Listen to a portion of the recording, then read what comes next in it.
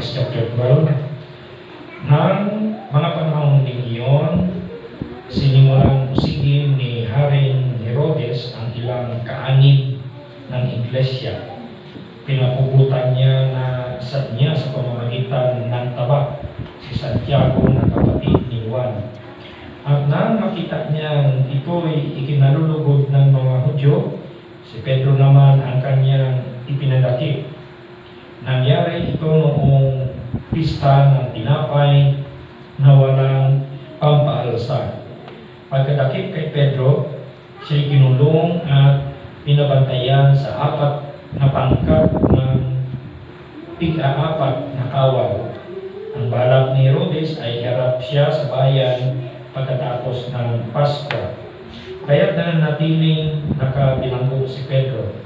Samantala, ang iglesia na may taimtim na nalangin sa Diyos para kay Pedro. Nang gabing iyon, natutulog si Pedro sa pagitan ng 2 kawal. Nakagapos siya ng 2 tanikala at may pabantay para sa harap ng pinto ng bilangguan. Balak ni Herodes na iharap siya sa bayan kinabukasan. Walang ano'y lumitaw ang isang anghel ng Panginoon at nagliwanag na mabuti sa bilangguan. Tinapik nito si Pedro sa tagiliran at ginising. "Dali, bumangon ka," sabi ng anghel. Nakalag ang mga tanikala sa mga kamay ni Pedro. "Magbihis ka magsuot ng sandalyas," sabi ng anghel. At ganoon nga ang kanyang ginawa. Sinabi pa sa kanya ng anghel, "Magbalabal ka, sumunod sa akin." Sumunod niya si Pedro sa anghel. Ngunit hindi niya alam kung totoo nga ang nangyayaring iyon. Akala niya ay nananaginip lamang siya. Nakalampas sila sa una at pangalawang bantay at narating ang pinto ang bakal na labasan papunta ng lulusod. Ito'y kusang nabuksan at sila'y lumabas. Pagkaraan nila sa isang kalye, biglang nawala ang anghel. Noon natauhan si Pedro. Kaya sinabi niya, "Ngayon ko natiyak na totoo pala ang lahat. Isinugo ng Panginoon ang kanyang anghel at iniligtas ako sa kamay ni Herodes at ibig ng mga Hudyo na mangyari sa akin."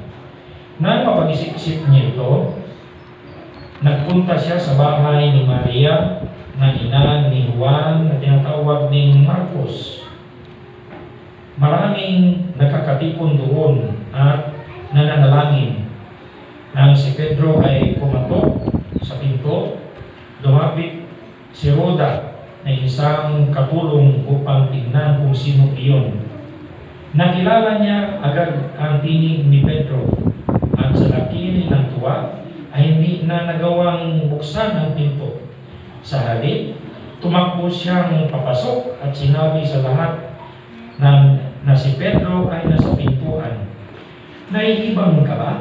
sabi nila. Ngunit iginit niyang naroon nga si Pedro, kaya sinabi nila, "Baka naman anghel niya iyon." Samantala, patuloy na kumakatok si Pedro. Nang buksan nila ang pinto, nakita na nila si Pedro at hindi sila makapaniwala. Sila ay sininyasan niyang tumahimik. Pagkatapos, isinalaysay niya kung paano siya ilabas ng Panginoon mula sa bilangguan. "Sabihin niyo ito kay Santiago at sa mga kapatid," sinabi niya. Pagkatapos, umalis siya at nagpunta sa ibang lugar. Kinaumagahan, gulong-gulo ang mga kawal dahil sa pagkawala ni Pedro at hindi nila alam kung ano ang nangyari sa kanya. Ipinahanap ni Herodes si Pedro at ang hindi matagpuan ay ipinasiyasat niya ang mga bantay at ipinapatay.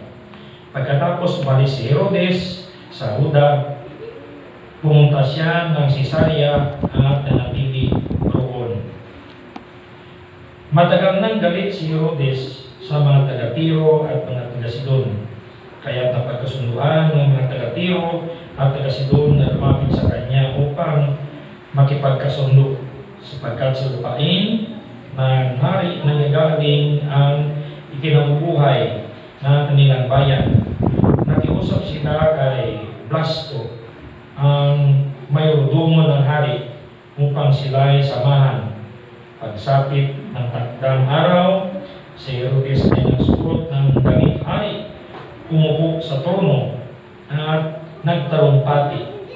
Sumigaw ang bayan, "Isang Diyos ang nagsasalita, hindi tao." At noon din ay hinampas ng isang anghel ng Panginoon si Herodes, sapagkat inangkin niya ang karangalang naukukol sa Diyos, at siya ay kinain ng mga uod hanggang sa mamatay. Samantala, lumaganap naman ang salita ng Diyos at lalong dumarami ang mga mananampalataya. Nang matapos ni Bernabe at Saulo ang kanilang tungkulin, bumalik sila sa Jerusalem kasama si Juan na tinatawag din Marcos. So, pray muna tayo bago tayo magpatuloy. Panginoong Diyos, aming Ama, salamat po muli sa aming pong pagbukas ng inyong banal na aklat na ito, na makita namin ang inyong ginawang kamanga-manga sa mga nauna sa amin na mananampalataya. At mga Panginoon, ang nais niyong ituro sa amin sa mga oras na ito ay maging pagpapala sa amin. Bigyan niyo kami ng mapagpakubabang loob at bukas na kaisipan sa mga bagay na nais niyong ituro. Salamat po sa Panginoong Hesus. Amen. Amen. Okay. So, good evening muli. Good evening. Nice makikinig at ninegyo para sa mga guys. Thank you.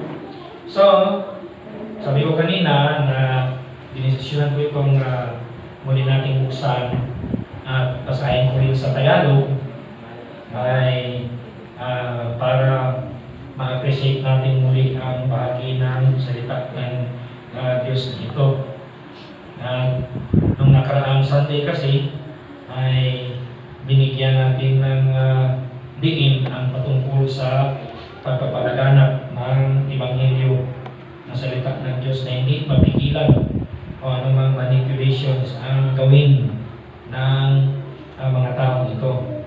Kung naalala ninyo, yung closing natin na statements ay di ko masyadong mapano ng exact na words, pero parang ganito ba?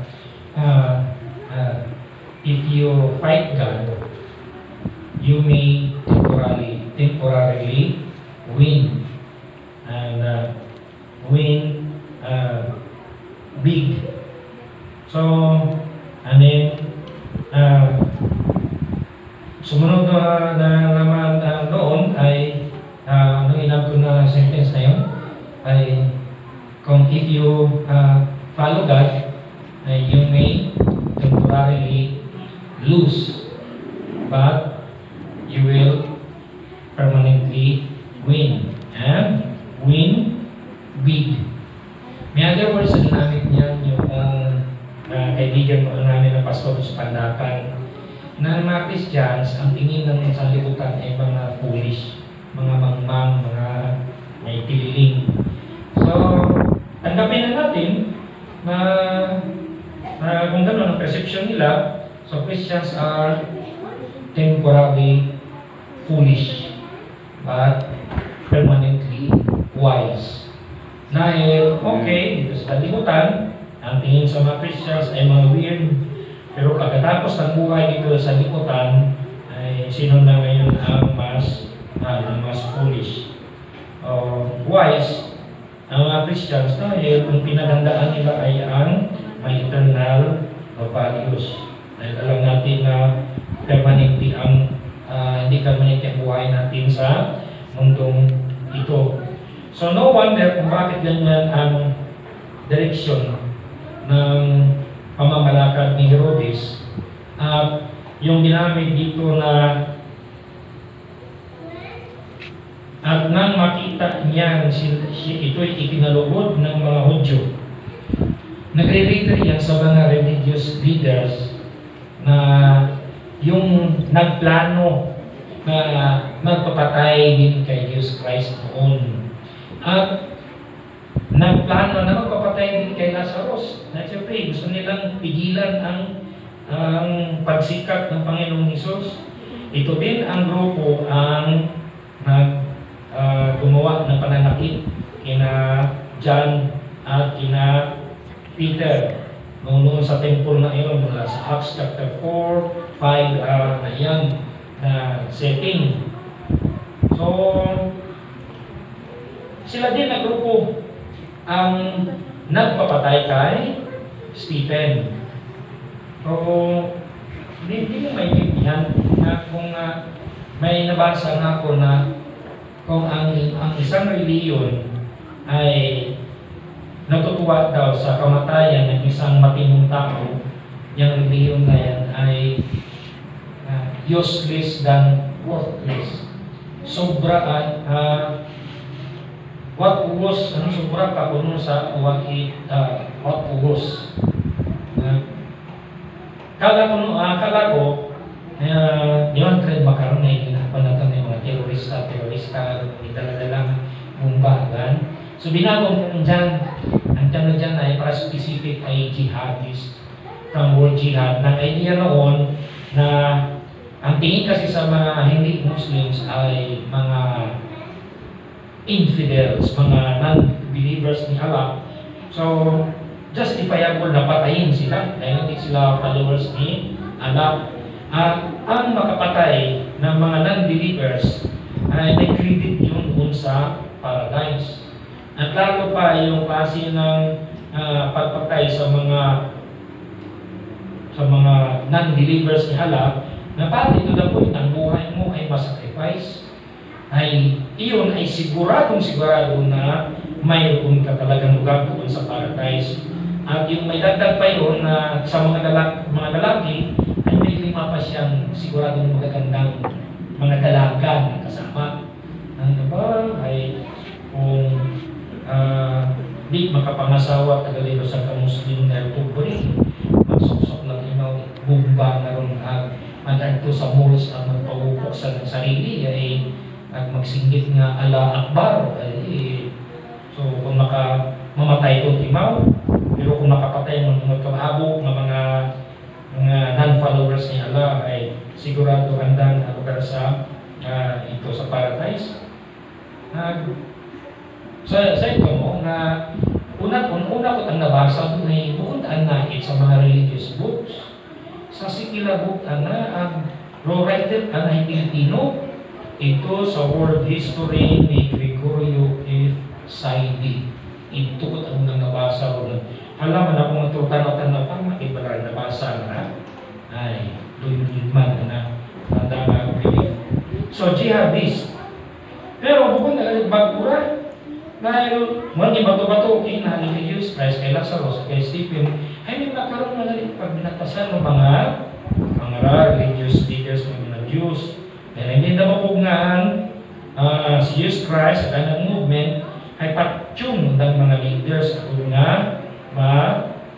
sa wata, makontrol ko ang nga movement. Ay sinakyan na to ni Herodes ako nga, siyempre maghumot imaw sa ang nangarang leadership. So iba ang motibo na mga religious leaders, iba man ang motibo ni Herodes. Pero what magpakialam kung anong karong motibo mga Jews ay imabalat ang aron ay half Jew halin kay lulo na. Kali rurok kita nga dugo ni Herodes halin kay lulo na ay Edomites imaw yat kay isaw nga sign dahil sa nangalaki, pero last niya naging kontra yung mga Israelites. Una na si King Herod Agrippa II kat makita natin later nga kasi Apostol Paul mo nga nagpinto sa kanyang natubang. So una na nagato ni King Herod na iya di karal. Sumawon nga wickedness itago maskin may background sa pagtuo, eksakto nga pagtuo ay bukod garantiya nga imaw ay maging matino. Amo na mabuhatin yung pwedeng hambangaran na actually ang mga baptist na nasa impyerno. Ang mo man yung bukod mga baptist na dito sa langit. O abit na lang dahil pagiging baptist ay mas mga tubo ya, mga automatic. So, kaya mga kaya lang i-correct do yun. Agod hindi nga maging di do yun nga pinadayon. Rotrobo labi karon ay may mga pastor na man ang ginagdaro, wag man ang ginaturo ay sakto nga tungod sa centrality ni Lord Jesus Christ. Na do yun reason behind kung hamaan may point of comparison. So, pasalamat kita na kita ro naging mga beneficiaries in pag-spread in gospel nga ay kung na-discourage sa biro unang mga believers nga ang natupok-tumpok na sanda ay harang nga nga ba man kung kita masayran ay mamamatay man kita. Mano gani kambal COVID pa lang ni umagi sa aton nga maglabot to sa aton nga pagtuo tanan man ay nadagasak kato masinano pa nga relihiyon na huwa magrelihiyon na idagasak man yapon sa COVID na to. Pero pagbalik naron ni pahambal at new normal ay may mga tao nga dating nakikita mo sa simbahan ay na ay COVID pa lang.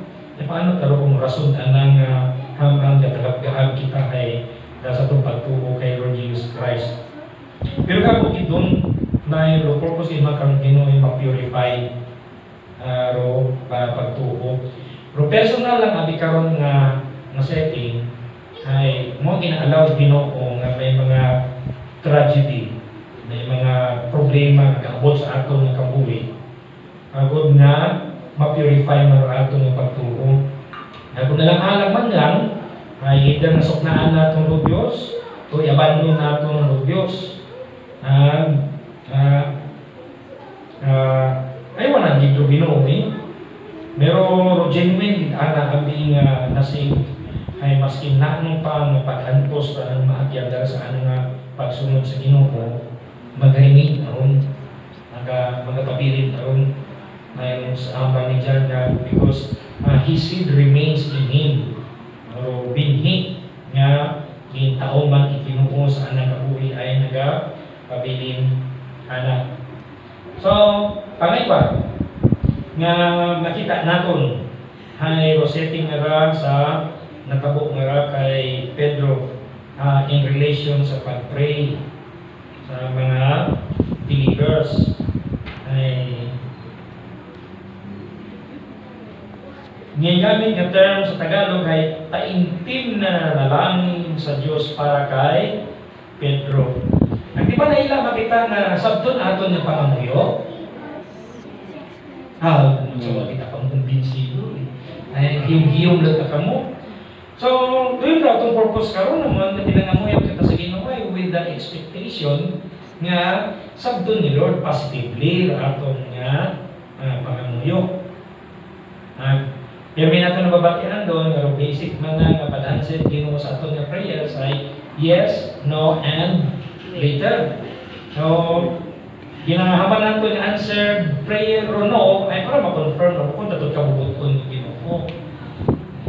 Ang lunis kanina to, na-istorya gani kami, nday waring. Siyempre, kasi nang mag-asawa, in preparation nga sa speak-off nga yung Orient ni Brother Joel. Asa nagabot kami sa istorya nga plano kita ka si Warren na magsakay sa cruise ship kay bahan dito kay Manang na ay ito pala na akong tuginambang Vic, abi ako magtawag ka na karon surgery atong nagtatime abot ang pangamuyo kay mo hindi kapag pasakli ni Lord sa barko na yung nagabit ka family ay walang yung asawa ay walang nangyari yung mga ay masa ko na magulad na kalip ako ka ito man ang damo nga karon masigaw Nga kung ano, mga pagkaon nga po, very appreciative dito si Gab ka na nga, thank you, Daddy. Basta may ginhakid man ko, si Waring ito ni bukal sa mga plato. Hinabay ko din nga, hi. Makabati ka karon na kung tukas pa ako. Ay. So, dura ako nga pagbuya ka to, nga kung nakasal na kita, kung ano, klaro nakabubot kung Ginoo, ay hindi kita mag-isalay pagpangamuyo. Ay, dato kita ako pangamuyo dati, ngay hindi mo pagpasakyan ni Lord sa barko. Ay, huwag mo pagpasakyan. Duda ako nga bukulat ako na nagapangamuyo ka to. Kaduda ako nga masisipas sa undan ay hindi wala siguro na nila gina-express. Pero nalipay ako ito dahil nakita ko happy nga pero pag-build ng family. So, nga ang balik-balik, mas sinakong nahambal nga rin sa ito sa baccalaureate service na ito in Washington. Kung may plano ba lang kang mag-abroad, makaroon agad nga mga meron at tagaga ka mo. Dahil kalisod na, kami may asawa, may mga unga. Kasi ito mo natabukan may nang-ima ka ron. Nakasaudi doon. Siguro, influence ka doon pastuntan. Ay, pastuntan mo na sugig ka po.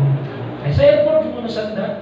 Ako, ay pagbiyahan pa, ako nag-unga ka ron tao, kung sino, Pasig Day Noel, o Desin ko, kung na po nga, 3 bilo kami man nagasunod-sunod nga ron ay. Wala ka diretso malita ko sa nakapanaw. Tabo. Ganon. Ay, di kita isa daywat pangamuyo kung kita lagi naton nga datot aro sa tanaw sa aton ng pagtubog ang Kristiyano nga datot rin sakto ay pangmuyuan dito naton sa Ginoo. Ano at gagamit pala kita word nga ron nga kung ano ro kabubuton ni Lord ay asa tinga sa setting ako kita na encounter nga mga kambaga nga mga bid-reading na kalisod ay nahuyat makita nadlok makita ba Lord sana kunin mo na siya ay nauuwi kita sa tawong na to nauuwi makita sa bantay abong na dalaga mga pan ngay sabi sa tayo makita naman sa pangunahan nato ng Ginoo karon haman wa si Lord naluoy magkaroon sa sitwasyon naluoy mag-ibaw dahil Lord mercy kaya sa bilog sa nature Diyos na pagiging super merciful Diyos. Pero kung naman tabi ay hindi natin matungkat, hindi naman may ginaturo at ang Ginoo, either sa tao na ito mismo, o either man na sa mga bantay, o basta hindi natin matungkat doon kung ano pa rin ginaturo ni Lord. Ay, toon man, kung kita comfortable ka, naman sa nakulbaan kita, ay doon na lang gilid. Ito na pamuyuan man natin, kung ano ka bubot ni Lord, para kana, mga duyon.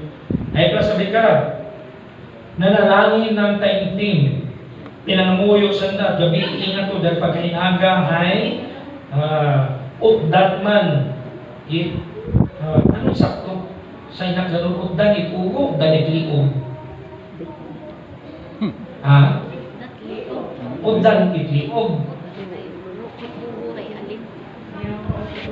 Ay, itaw? Basta, prosigurado na kung anong matabo kay James, ay dato magplano nga ng matabo kay Peter. Mo natutudo ang pag-pray, dahil may pruwi pa na sanda mga pagkahinaga na to. Ay mga naginawa natin kang Sunday, nga daya lang, propagatsyon pagkahinaga na tulog. Pero abo nga mga tao nga hindi makatubog saan iniisip ganda nga problema. Do you think na problema ni Peter kung paghinagay patsyon na imaw? Hindi yata. Ganun ba? Maplasit ano? So, basi naginom yung mga chamomile tea bago nagkatugugin pa inom iba. Ay! So sa dating nga to, nag-prayer meeting.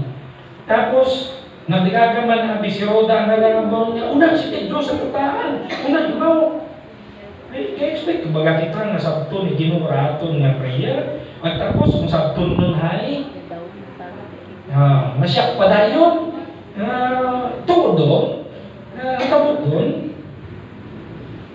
Part abi ko noron pero pagro itaton ng faith. Nabukong bagay ikan. Bukong tabalang aron magsagulti-gulti kundi ay pag-receive o pag-tubo natin sa pagsalig sa Ginoo. Kabit pa, sa kultura ng mga Hudyo, nagkapatid abis ang nga kada tao ay may corresponding angel na nagabantay. Mga yanambaga na baka ang hitang niya yun ay abotod na ginubraro mga angel sa Old Testament pag-secure, pag-save physically mga believers, pero wala direkta na mabasa na one by one na makita ng mga angel na nagabantay. Pero regardless, abi, ngayon ay mga muyok na ihawas, itinuko, ay tapos kung daya na matabo ay hindi pa mabaton, ay muha niya kung amat na bakit yan ninyo mag-pray kita, inambag nga pag-pray natin ng yung sumang makialam si Lord. Ay dahil huwag kita kasayo kung paano makialam si Lord, paano anang tayo na itong karoon na diskarte ay unlimited or ideas Ginoo pa na obrahon. Agarang kita man nato na natabok na lang miraculous kita rin, miracle from one to another na lang nagtabok. Sa bilog daya sa lapses, it mga soldado nga haman nga sandahay tuluman. Ngapas man it mga soldado nga itong nagabantay ito sa kwan sa king nga ito kinamatyan ni Lord Jesus Christ. Dahil akong pag may nabasa ako, marong bakit ko na dito mga soldiers dala, kundi soldado talaga connected to sa temple. Mga Roman soldiers, pag panahon ang mga duty, ng sentinel na nag-guard, ay hindi kita pwede hindi ka na makapatapilok maskin sampudyo. Dahil kung dakpan ka, itimong commander ay kadlok o pina. Sunugon ka, Rwanda nga pa sunugon ro imong uniform maron. Pero sok-sok ni mo. Nga idea ka na imukon ka angay at bagay na magsuksok uniform at mga soldier ay during duty mo ay ikaw nagneglect ikaw pero pag neglect ay magkatuhog, so dangerous dali. Pero tulog sanda ay kita mo at masamilo pa ni kung karon kung ano abi ko no sentensya sa ginabantayan at kung maka-eskapo do yun ay makaroon man nga sentensya ro ipasa kanda responsibilidad nyo do yun ay makuwaro anak iya. So kamo na lang silutan ay ilugdan ito uraro at nga daywa kong nakakadena at daywa to sa may pertahan nga to. So no wonder na rewardin na itong paglino it praise and worship. Yun na ipausor ka lang natin eh maunat karong mga Christian nga undan no? Praise and worship man na si Silas at si Paul naglinog na to. Pero sigurado ako kung mag-praise and worship yung taglinog dinalagan na mga membro na o ba si Paul na pakadalagan ay siyempre po nakita masanay ngayon ay kita mo di ba rewarding gusto na ng paksyon na sarili na madam sumingit ka po si Paul nga iya kami di paghaliti o imong sarili na aside api sa doon man obrahon ka na yung kahoy anang baga mas med lang paksyon na raan ng sarili kisa sa naturo matabo ay malisod. So kabago nga mga sequence ang mo ending na to ay kanya very known nga sirs, what must I do to be saved? Again, meron mga wordings meron, believe on the Lord Jesus Christ and you shall be saved and your house. So, Siguro kung bugtaw lang siguro at niya ra, may iba pa siguro obra kong bro Ginoo si Peter ay tawlan eh. Wow, kami na karon nila nato pagtuganan. Doon araw point nga miracle after miracle nga kayang obra ni Ginoo mo nga gagamit ako ito ngayon nga kabay nga mag-intervene si Lord. Maintrahan na ni Lord, pakialaman na ni Lord ang sitwasyon. Kung naman tadi kita nga tao ay kaantik-katon mag-isip ng solusyon ay dapat obraw ni magdam, magkato ay dapat panamuhiwan na may naton na base bala nga sumablay kaatong natong iniisip nga solusyon na sigurado ba kita nga dato pinaka-best base may iba pag ang mani nga tinalan-anay nga mga muyod sa Ginoo. So, kabay nga mag-grow kita padayon sa aton pag-appreciate and answered prayers magsabato Ginoo sa aton pangamuyo. Ay hara, ng bagong mga Christians, tulo-tulo mag-pray, tapos kung sabto na ang pangamuyo, ay